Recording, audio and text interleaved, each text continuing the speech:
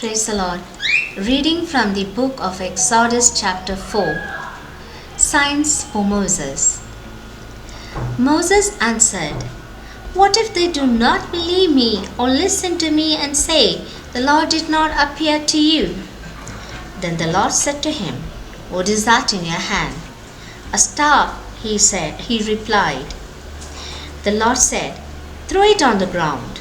Moses threw it on the ground, and it became a snake, and he ran from it. Then the Lord said to him, "Reach out your hand and take it by the tail." So Moses reached out and took hold of the snake, and it turned back into a staff in his hand. "This," said the Lord, "is so that they may believe that the Lord, the God of their fathers, the God of Abraham, the God of Isaac, and the God of Jacob, has appeared to you." Then the Lord said, "Put your hand inside your cloth." So Moses put his hand into his cloth, and when he took it out, it was leprous, like snow. "Now put it back into your cloth," he said.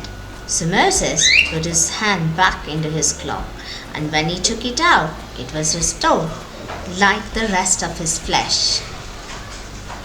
Then the Lord said, "If they do not believe you or pay attention to the first miraculous sign, they may believe the second. But if they do not believe these two signs or listen to you, take some water from the Nile and pour it on the dry ground. The water you take from the river will become blood on the ground."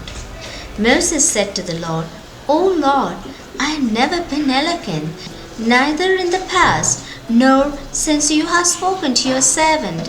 I am slow of speech and tongue." The Lord said to Moses, "Who gave man his mouth? Who makes him deaf or mute?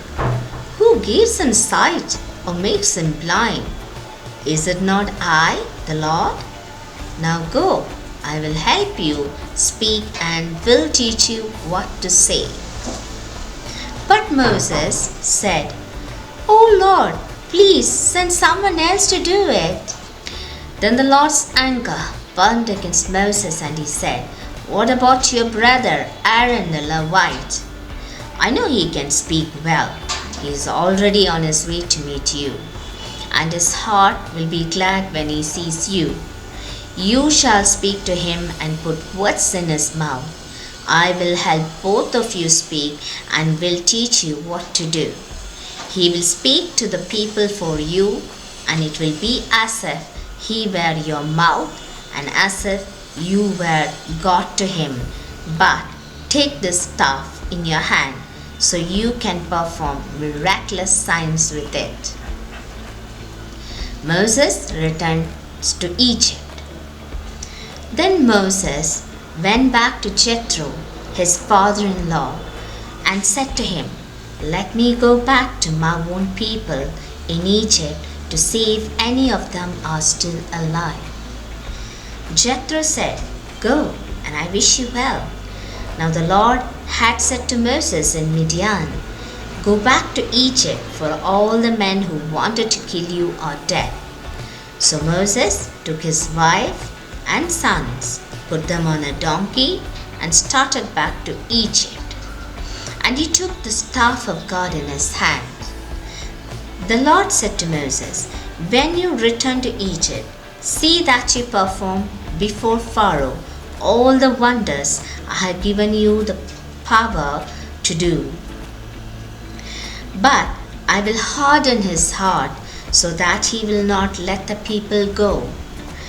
Then say to Pharaoh, 'This is what the Lord says, Israel is my firstborn son. And I told you, let my son go, so he may worship me. But you refused to let him go, so I will kill your firstborn son.' At a lodging place on the way, the Lord met Moses and was about to kill him. But Zipporah took a flint knife, cut off her son's foreskin, and touched Moses' feet with it. "Surely you are a bridegroom of blood to me," she said. So the Lord let him alone. At that time she said, "Bridegroom of blood," referring to circumcision. The Lord said to Aaron, "Go into the desert to meet Moses." So he met Moses at the mountain of God and kissed him. Then Moses told Aaron everything the Lord had sent him to say, and also about all the miraculous signs he had commanded him to perform.